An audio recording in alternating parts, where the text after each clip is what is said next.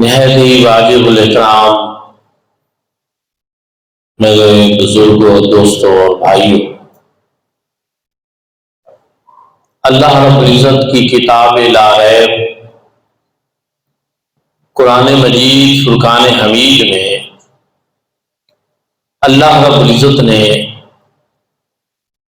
حضور نبی رحمت، نبی مکرم، شفیع معظم، تاجدار عرب و عجم، حضور سرور کائنات، فخر موجودات، جناب محمد مصطفیٰ احمد مجتبیٰ صلی اللہ علیہ وآلہ وسلم کا جہاں تذکرہ فرمایا، آپ کی بعثت کا، آپ کی آمد کا، تو اللہ رب العزت نے وہاں بڑا اہتمام اور بڑا انصرام فرمایا۔ جو آیت کریمہ میں نے آپ حضرات کی خدمت میں تلاوت کرنے کا شرف حاصل کیا ہے، اس میں اللہ رب العزت نے بڑے زبردست انداز میں اپنے محبوب کریم صلی اللہ علیہ وآلہ وسلم کی بعثت کا ذکر فرمایا۔ فرمایا لقد من اللہ، لام بھی تاکید کا، قد بھی تاکید کا،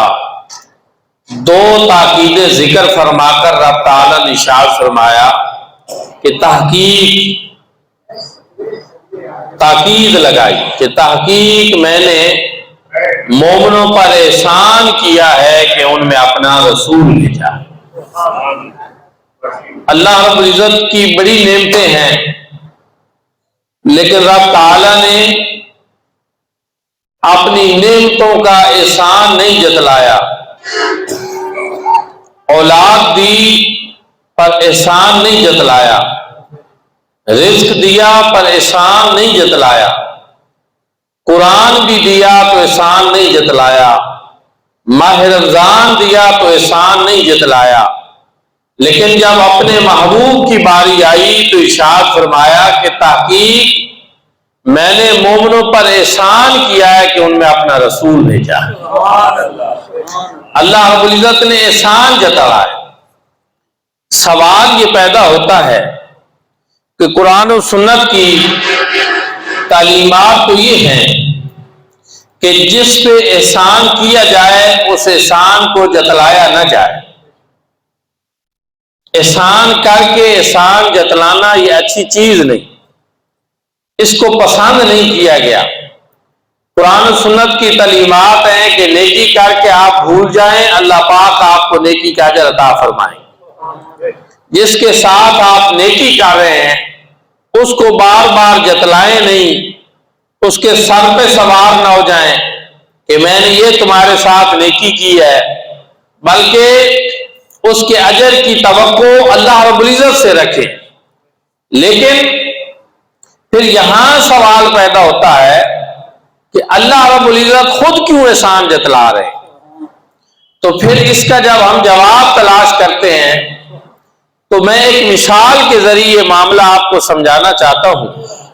کہ بعض دفعہ احسان جتلانے میں ایک حکمت ہوتی ہے، اور وہ یہ ہے کہ کسی آپ کا دوست کوئی ڈاکٹر صاحب ہوں اور بڑے حاذق طبیب ہوں، ماہر ڈاکٹر ہوں، آپ ان کے پاس جائیں اور اپنی بیماری ان کو بیان کریں، وہ ایک نسخہ آپ کو لکھ کر دیں، نسخہ بڑا قیمتی ہو، اور ڈاکٹر صاحب یہ سمجھے کہ میں نے اپنی پوری توجہ سے یہ نسخہ لکھا ہے، اس مرض کے لیے اس میں شفا یقینی ہو سکتی ہے، لیکن اس کو یہ شک گزرے کہ کہیں ایسا نہ ہو کہ یہ میرا دوست اس نسخے کو استعمال کرنے میں لاپرواہی نہ کر جائے، غفلت کا مظاہرہ نہ کر جائے اور اس کا صحیح علاج نہ ہو سکے، تو وہ فیس تو نہ لے اپنے دوستی کی بنیاد پہ، لیکن وہ بار بار یہ کہے کہ بھائی اس نسخے کو ضائع نہیں کرنا، اس پر ضرور عمل کرنا ہے، اس کو آپ نے لینا ہے، یہ میں نے بڑا قیمتی نسخہ تیار کیا ہے۔ تو اب اس کا یہ بار بار کہنا یہ احسان جتلانے کی وجہ سے نہیں ہے، بلکہ یہ صرف اس وجہ سے ہے کہ تاکہ اس نسخے کی اہمیت اس کے اوپر واضح ہو جائے اور اس کو پتہ چل جائے کہ یہ کتنا اہم ہے اس کی زندگی کے لیے، اس کی صحت کے لیے، تاکہ یہ اس پر پوری طرح عمل کرے اور اس سے اس کو شفا حاصل ہو جائے۔ اللہ رب العزت نے بھی یہاں پہ یہ جو احسان جتلایا ہے یہ اس لیے جتلایا ہے کہ تاکہ ہمیں پتہ چلے کہ اللہ رب العزت نے کتنا کرم کیا ہے اور کتنا بڑا احسان کیا ہے کہ اپنا محبوب ہمیں عطا فرما۔ اب ہمارے لیے یہ نہیں کہ ہم اس احسان کی قدر نہ کریں، حضور علیہ الصلوۃ والسلام کے قریب نہ ہو، آپ کی تعلیمات کو بھلا دیں، اور پھر وہ ہستی پاک جو ہمیں ایک نئی زندگی عطا کرنے کے لیے اس دنیا میں تشریف لائے، جو ہمیں زندگی کے اسرار و رموز بتانے کے لیے اس دنیا میں تشریف لائے، جو ہماری دین کی بھی اور دنیا کی بھلائی کے لیے اس دنیا میں تشریف لائے، کہیں ایسا نہ ہو کہ ہم اس ہستی سے اپنا وہ تعلق مضبوط نہ کر سکیں اور اپنی دین دنیا کا خسارہ نہ کر بیٹھے۔ اس لیے اللہ رب العزت نے بار بار اہمیت جتلاتے ہوئے اور زور دیتے ہوئے ارشاد فرمایا کہ مومنو تم توجہ کرو اس بات کے اوپر، تحقیق میں نے احسان کیا ہے مومنوں کے اوپر کہ ان کے اندر اپنا رسول بھیجا تاکہ حضور نبی کریم صلی اللہ علیہ وآلہ وسلم کی یہ اتباع کریں۔ قل ان کنتم تحبون اللہ فاتبعونی یحببکم اللہ، تاکہ حضور نبی کریم صلی اللہ علیہ وسلم کی اطاعت کریں، اطیعوا اللہ و اطیعوا الرسول، اطاعت کرو اللہ کی اور اطاعت کرو اس کے رسول کی۔ وَمَن يُطِعِ الرَّسُولَ فَقَدْ أَطَاعَ اللَّهَ، جس نے میرے رسول کی اطاعت کی اس نے اللہ کی اطاعت کی، تاکہ حضور نبی کریم صلی اللہ علیہ وسلم کے قریب ہوں، اپنے اعمال میں، اپنے افعال میں، اپنے طریقہ کار میں یہ ادھر ادھر بھٹکتے نہ پھریں، یہ اسی راہ کو اپنا لیں جو مصطفیٰ کریم صلی اللہ علیہ وسلم کی راہ ہے، یہ اس طریقے کو اپنا لیں جو مصطفیٰ کریم صلی اللہ علیہ وسلم کا طریقہ، یہ اس کی اتباع کریں جو حضور نبی کریم صلی اللہ علیہ وسلم لائے، تاکہ کہیں اپنی خواہش نفس کے پیچھے نہ چل پڑے، تاکہ کہیں یہ دنیا کے چکروں میں نہ پڑ جائیں اور کہیں شیطان اور طاغوتی قوتیں ان کو نہ برگلا لیں۔ اس لیے اللہ رب العزت نے بار بار ہمیں یہ احساس دلایا کہ میں نے یہ بڑا احسان کیا ہے کہ اپنی شانوں والا رسول تمہارے درمیان مبعوث فرما دیا۔ اب تم حضور نبی کریم صلی اللہ علیہ وآلہ وسلم سے جڑ جاؤ، اپنا تعلق غلامی حضور سے مضبوط کر لو، اپنا تعلق نسبت قائم کر لو، اور پھر دائیں بائیں کے چکروں سے بچ کر حضور نبی کریم صلی اللہ علیہ وآلہ وسلم کی کامل اتباع کرو۔ اچھا نتیجہ کیا نکلے گا؟ فرمایا کہ اگر تم حضور نبی کریم صلی اللہ علیہ وآلہ وسلم کی اتباع کر لو گے، فاتبعونی یحببکم اللہ، تو اللہ تمہیں اپنا محبوب بنا لے گا، وَيَغْفِرْ لَكُمْ ذُنُوبَكُمْ، اور پہلے سارے تمہارے گناہ بھی معاف کر دے گا۔ تو حضور نبی کریم صلی اللہ علیہ وآلہ وسلم سے جو لو لگا لیتا ہے، جو آپ کے دامان کرم سے لپٹ جاتا ہے، اور جو آپ کے سنت راستے اور طریقے کو اختیار کر لیتا ہے، اللہ رب العزت اس کے اوپر بے انتہا فضل و کرم فرماتے ہیں۔ ہماری تاریخ شاہد ہے، سب سے پہلے تو صحابہ کرام رضوان اللہ تعالی علیہ مجمعین کو آپ دیکھ لیں، اہل بیت اعظام کو آپ دیکھ لیں کہ جنہوں نے حضور نبی کریم صلی اللہ علیہ وآلہ وسلم کی کامل اتباع کی، اللہ رب العزت نے ان کے اوپر فضل و کرم کی بارش فرما دی، وہ مقام ان کو دیا، وہ مرتبہ ان کو دیا کہ صحابہ کرام دنیا میں نکل کھڑے ہوئے اور دین اسلام کی شمع شرق سے لے کر غرب تک روشن کرتے رہے، شمال سے لے کر جنوب تک روشن کرتے رہے، دنیا کا کوئی کونا انہوں نے نہیں چھوڑا جہاں اسلام کی تعلیمات نہ پہنچا دی ہوں، اور پھر صرف یہی نہیں، دینی طور پہ بھی اور دنیاوی طور پہ بھی اللہ رب العزت نے ان کو عظمت عطا فرمائی۔ جناب فاروق اعظم رضی اللہ تعالیٰ عنہ 22 لاکھ مربع میل کے اندر حکمرانی کر رہے ہیں، اور عالم یہ ہے کہ مدینہ طیبہ میں زلزلہ آ جاتا ہے تو آپ ایک درہ لے کر زمین پہ مارتے ہیں اور اشار فرماتے ہیں، اے زمین تیرے اوپر یہ زلزلہ کیوں آ رہا ہے، کب کبھی کیوں تاری ہے، کیا تیرے اوپر جناب عمر انصاف نہیں فرما رہے؟ جناب فاروق اعظم رضی اللہ تعالیٰ عنہ کا وہ درہ مارنا، وہ دن اور آج کا دن مدینہ طیبہ میں پھر زلزلہ نہیں آیا۔ زمین کو بھی پتا تھا کہ یہ کون ہستی ہے جو مجھے مخاطب کر رہی ہے، یہ کون ہے جو مجھے یہ کہہ رہی ہے کہ تیرے اوپر یہ زلزلہ کیوں آ رہا ہے؟ یہ مصطفیٰ کریم صلی اللہ علیہ وسلم کے غلام ہیں،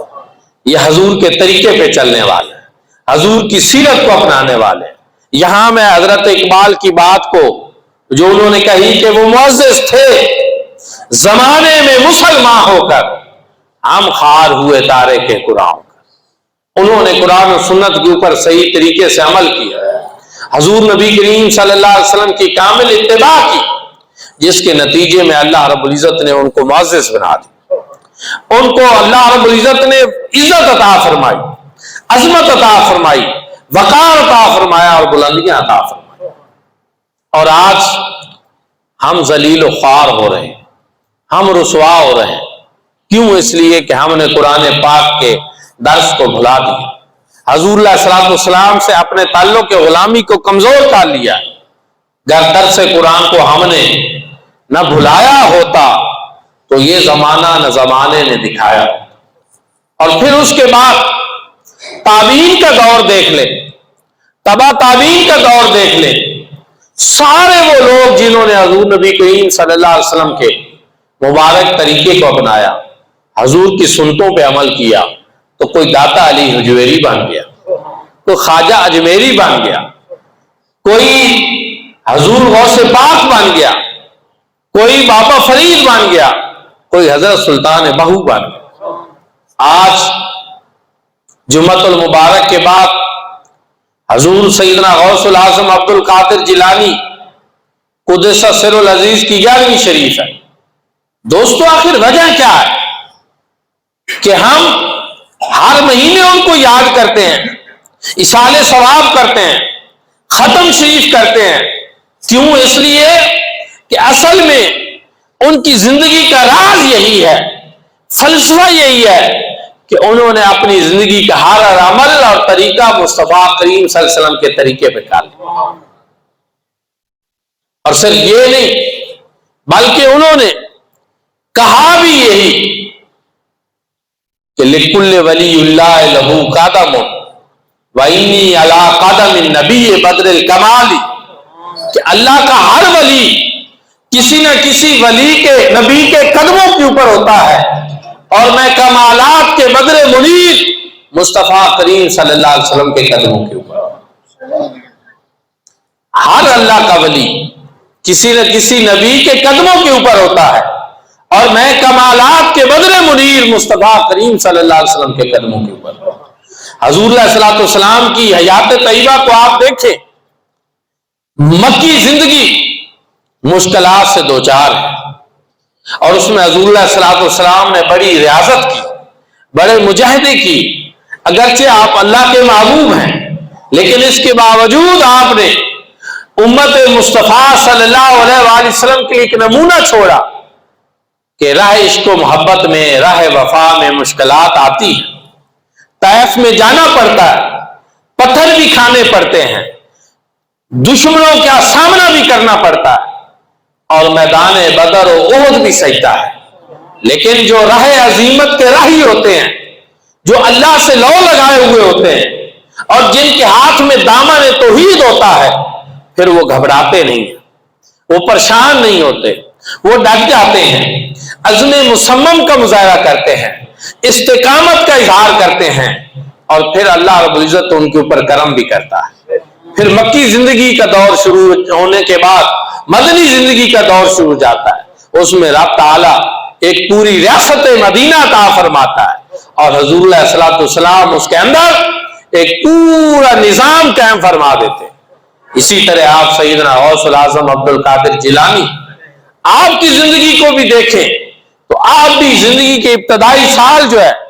جیلان سے تعلیم کے لیے بغداد تشریف لے جاتے۔ سفر مشکل ہے، کٹھن ہے، راستے میں ڈاکوؤں کا سامنا ہو جاتا ہے اور وہ ڈاکو روک لیتے ہیں اور اہل قافلہ کو لوٹنا شروع کر دیتے ہیں۔ جب آپ کی باری آتی ہے، ایک ڈاکو آپ سے پوچھتا ہے کہ کیا آپ کے پاس بھی کچھ ہے؟ آپ آگے سے جھوٹ نہیں بولتے کہ یہ میرے پاس دنیا کا مال و دولت ہے، بچا لوں، اور کہوں کچھ نہیں، فرمایا ہاں میرے پاس 40 دینار ہیں میرے پاس، جھوٹ نہیں بولا۔ ڈاکو بڑا حیران ہوا، عمر دیکھی، سچ بولنا دیکھا، اس نے کہا کمال ہے، کوئی خاص ہستی ہے۔ وہ اپنے سردار کے پاس لے گیا، اس نے کہا اس بچے اور اس نوجوان کو دیکھیں، اس عمر میں بھی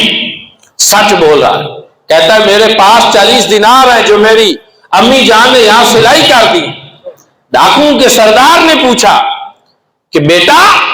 اس عمر میں سچ بول رہے ہو، مال بچایا نہیں ہے، کوئی سبب تو ہوگا، کوئی راز تو ہوگا آخر سچ بولنے کا۔ کہا جی راز ہے، جب میں گھر سے چلا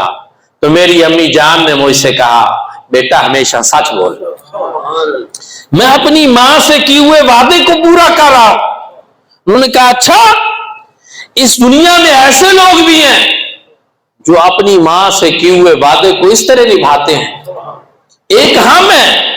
کہ جو اپنے خالق اور مالک سے وعدے کر کے غافل ہو چکے ہیں۔ آنکھیں کھل گئی، سبب بنے حضور غوث پاک رضی اللہ تعالیٰ عنہ، اور بچپنے میں دور طالب علمی میں کرامت کا ایک ایسا ظہور ہوا کہ وہ ڈاکوؤں کا سردار آپ کے ہاتھ کے اوپر طیب ہو۔ کہا حضور مہربانی کرتے، آپ تو سچے لوگوں میں سے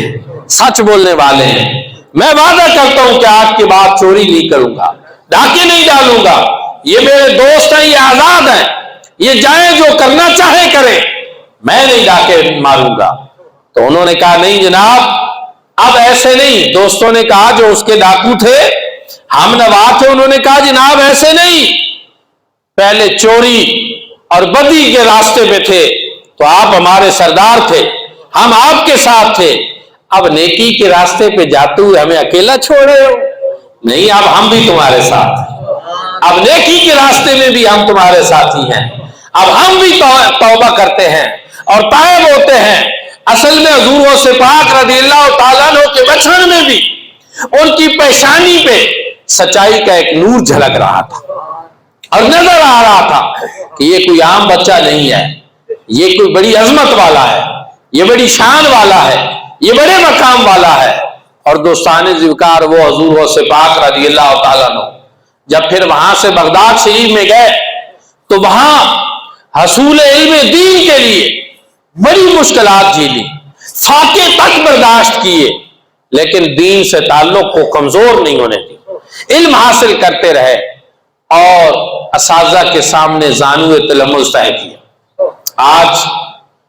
ہم بچوں کو مدرسوں میں داخل کراتے ہیں، اب تو وہ مدرسے بھی نہیں رہے، اب تو مدرسوں میں ساری سہولیات آ گئی ہیں، پنکھے چلتے ہیں، گرمیوں میں ٹھنڈا پانی ہوتا ہے تو سردیوں میں گرم پانی ہوتا ہے، قالین بچھے ہوتے ہیں، ماحول بدل گئے ہیں نا۔ وہ صدیوں قبل کا وہ زمانہ یاد کریں آپ کہ جب فاقے برداشت کیے جا رہے ہیں اور پڑھائی کی جا رہی ہے، دین مصطفیٰ کو پڑھا جا رہا ہے فاقے برداشت کر کے۔ آج تو کچن میں کھانا پکتا ہے تو ایک دن جب ایک کھانا پکتا ہے تو دوسرے دن مینیو بدل جاتا ہے کہ جی آج سبزی پکائی ہے تو کل دال پکے گی، پھر گوشت پکے گا۔ اس طرح کی صورت حال ہے مدرسوں میں۔ اب تو وہ حالات نہیں، لیکن اس دور میں درختوں کے پتے کھا کر گزارا ہے۔ میں نے عرض کیا نا کہ حضور کی سنت پہ عمل ہو رہا ہے، وہ مکی زندگی کا دور بھی ہے، اس کے اوپر عمل ہو رہا ہے، اور پھر اللہ رب العزت نے کرم کیا اور پھر حالات بدلنا شروع ہوئے تو وہ حضور غوث پاک رضی اللہ تعالیٰ عنہ ہے، بغداد کے ممبر کے اوپر بیٹھتے ہیں، درس شروع کرتے ہیں، 70,000 لوگوں کا اجتماع آواز سننے کے لیے آتا ہے، 70,000 لوگ، 5,000 لوگ قلم دوات لے کر بیٹھ جاتے ہیں، اور جو آپ واز ارشاد فرماتے ہیں وہ اس کو لکھتے ہیں۔ اور یہ تو انسان ہے، رجال الغیب بھی آپ کا درس سنتے تھے، جنات آپ کا درس سنتے تھے، اور ایک مرتبہ آپ درس ارشاد فرما رہے تھے کہ درس ارشاد فرماتے ہوئے ارشاد فرمایا، او موسوی ٹھہر جا، محمدی کا درس سن کے جا۔ بعد میں لوگوں نے پوچھا حضور آج درمیان میں یہ ایک جملہ کہا ہے، کوئی سمجھ نہیں آئی۔ فرمایا حضرت خضر علیہ السلام جا رہے تھے، میں نے ان کو کہا کہ آج وہ بیٹھ جائیں اور وہ میرا درس سن کر جائیں۔ حضرت خضر علیہ السلام بیٹھ گئے اور آپ کا درس سننے لگے۔ یہ مقام بھی ملا، یہ مرتبہ بھی ملا۔ تو یہ کیا چیز ہے؟ پہلی چیز یہ ہے کہ سنت مبارکہ کے مطابق پہلے جو بھی راہ عشق کا مسافر بنتا ہے، راہ محبت کا مسافر بنتا ہے، اس کو تکالیف برداشت کرنی پڑتی ہے، اس کو مشقت اٹھانی پڑتی ہے۔ نامی کوئی بغیر مشقت نہیں ہوا، 100 بار عقیق کٹا تب نہیں ہوا۔ یا وہ کسی نے کہا تھا راہ محبت میں ہر سو کانٹے، دھوپ زیادہ سائے کم، مگر اس راہ پہ چلنے والے خوشی رہے پچھتائے کم۔ جو اللہ رب العزت کی راہ کے مسافر بنتے ہیں، جو رب تعالیٰ سے محبت کا دعویٰ کرتے ہیں، ان کو مشکلات بھی آتی ہیں، راستہ پرخطر ملتا ہے، دشمنیاں بھی سامنا کرنا پڑتا ہے، دشمنیوں کا بھی، لیکن بالآخر اللہ رب العزت ان کو عظیمت عطا فرماتا ہے، استقامت عطا فرماتا ہے، مقام اور مرتبہ عطا فرماتا ہے۔ کس وجہ سے؟ کہ انہوں نے حضور نبی کریم صلی اللہ علیہ وسلم کی اتباع، حضور کے راستے اور طریقے کے اوپر چلے۔ یہی وجہ ہے کہ ہم یہ کہتے ہیں جن کی ہر ادا سنت مصطفیٰ، ایسے پیر طریقت میں لاکھوں سلام۔ یہ کیا مراد ہے؟ اس سے کون مراد ہے؟ اس سے حضور سیدنا غوث العظم عبد القادر جیلانی مراد ہے، کہ جن کی ایک ایک ادا حضور علیہ الصلوۃ والسلام کی ادا کے مطابق تھی، جن کا ایک ایک طریقہ حضور علیہ الصلوۃ والسلام کے طریقے کے مطابق تھا۔ کیونکہ آپ خود بیان کرتے ہیں کہ لکل ولی اللہ لہ قدم وانی علی قدم نبی بدر الکمال، کہ اللہ کا ہر ولی کسی نہ کسی نبی کے قدم کے اوپر ہوتا ہے، اور میں کمالات کے بدر منیر مصطفیٰ کریم صلی اللہ علیہ وسلم کے قدموں کے اوپر۔ اور اس بات کو حضرت مجدد الف ثانی قدس سر العزیز نے اپنے مکتوبات شریف میں بھی بیان کیا، آپ نے بھی لکھا ہے کہ اللہ کا ہر ولی کسی نہ کسی نبی کے قدم کے اوپر ہوتا ہے، اور میں جناب موسیٰ علیہ السلام کے قدموں کے اوپر ہوں، اور حضور سیدنا غوث العظم عبد القادر جیلانی مصطفیٰ کریم صلی اللہ علیہ وسلم کے قدموں کے اوپر۔ تو وہ جن کی ہر ادا سنت مصطفیٰ، ایسے پیر طریقت پہ لاکھوں سلام۔ ایسے نہیں ہر ماہ 11ویں ہوتی، ایسے ہی نہیں ہر ماہ ان کا نام لیا جاتا، اشارے ثواب کیا جاتا، ایسے ہی نہیں ان کی محبت کا دم بھرا جاتا۔ اصل میں یہ ہے کہ پہلے انہوں نے اللہ رب العزت سے لو لگائی، رب تعالیٰ سے محبت کی، اللہ رب العزت سے پیار کیا، اور اس راستے میں جتنی مشکلات آئیں ان ساری مشکلات کو عبور کیا، امتحانوں سے گزرے، آزمائشوں سے گزرے۔ جب ساری آزمائشوں پر پورا اترے تو پھر رب تعالیٰ کے کرم کے سلسلے کھل جاتے، پھر فَاذْكُرُونِی أَذْكُرْكُمْ کی عملی تفسیر سامنے آ جاتی۔ تم رب کو یاد کرتے رہے، اچھا اب میں مخلوق سے تمہیں یاد کرواؤں گا۔ تم اس لیے یاد کرتے رہے کہ رب راضی ہو جائے، ٹھیک ہے میں تو راضی ہو گیا ہوں، اب میری رضا کا اظہار دیکھنا چاہتے ہو تو نام فقیر تنہا دا باہو قبر جنا دی جیوے ہو۔ اب میں نے یہ لوگوں کی ڈیوٹی لگا دی ہے کہ وہ باہو باہو کر رہے ہیں، بابا فرید کر رہے ہیں، خواجہ اجمیری خواجہ اجمیری کر رہے ہیں، غریب نواز کے نعرے لگا رہے ہیں، حضور غوث پاک کے نعرے لگا رہے ہیں۔ تو دوستان ذوالفقار اس میں یہی چیز ہے کہ حضور نبی کریم صلی اللہ علیہ وسلم کی کامل اتباع، رب تعالیٰ نے حضور علیہ الصلوۃ والسلام ہمیں عطا فرمائے، مبعوث فرمایا ہمارے درمیان، اور پھر احسان بھی جتلایا، تو اسی لیے تاکہ میرے محبوب کریم صلی اللہ علیہ وسلم کی عظمت کو سمجھو، مقام کو سمجھو کہ لقد من اللہ علی المؤمنین اذ بعث فیہم رسولا، تاکہ میں نے مومنوں پر احسان کیا ہے کہ ان کے اندر اپنا رسول مبعوث ہے۔ اب اللہ نے اتنا بڑا احسان کیا, اپنا محبوب ہمیں عطا فرمایا, تو ہمیں اس محبوب کی قدر کرنی چاہیے. ہمیں حضور نبی کریم صلی اللہ علیہ وسلم سے تعلق کو اور مضبوط کرنا چاہیے, اور حضور نبی کریم صلی اللہ علیہ وسلم کی اتباع کرنی چاہیے. کوئی اپنا راستہ, کوئی اپنا طریقہ اپنانے کی بجائے ہمیں اس راستے اور طریقے پر چلنا چاہیے جو مصطفیٰ کریم صلی اللہ علیہ وسلم, جو حضور علیہ الصلوۃ والسلام کی سنت ہے. سنت کے لغوی معنی کیا ہے؟ سنت کے لغوی معنی راستے اور طریقے کے ہیں, اور اس کا مطلب یہی ہے جب ہم کہتے ہیں سنت مصطفیٰ صلی اللہ علیہ وسلم, تو ہم کہتے ہیں کہ پھر اس کا مطلب یہ ہے کہ طریقہ وہی جو حضور علیہ الصلوۃ والسلام نے طریقہ اختیار, راستہ وہی جو حضور علیہ الصلوۃ والسلام کا راستہ ہے. ہمارا اپنا کوئی راستہ نہیں, ہم حضور کے راستے پہ چلیں گے, ہم حضور کی سنت پر عمل کریں گے, اور حضور نبی کریم صلی اللہ علیہ وسلم کی اتباع اور اطاعت کریں گے. دعا ہے کہ اللہ کریم ہم سب کو حضور نبی کریم صلی اللہ علیہ وسلم کی اتباع بھی نصیب فرمائے.